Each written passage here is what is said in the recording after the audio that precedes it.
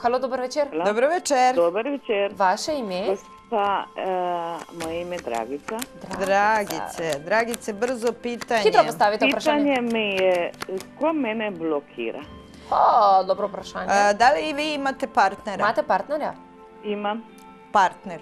On vas blokira. na poslovnom području. Draga moja, najviše na svim područjima. Na vseh področjih. Brzo ime partnera, ali brzo. Secret. Rekla si brzo. Bravo. Secret. Dobro, Sve je meni jasno. Sad me slušajte, draga moja. Ovdje je neobična situacija, iskreno ću vam reći.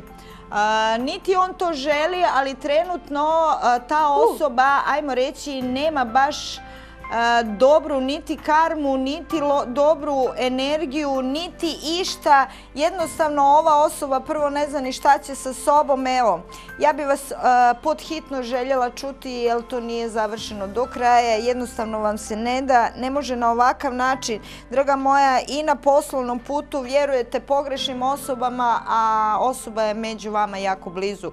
Ja bih vas željela čuti, ovo je brzo bilo, ali ne zato što je brzo da vas želim se riješiti, nego da znate da vi nemate što da tražite osim 070 24 25 67, iskreno vam kažem.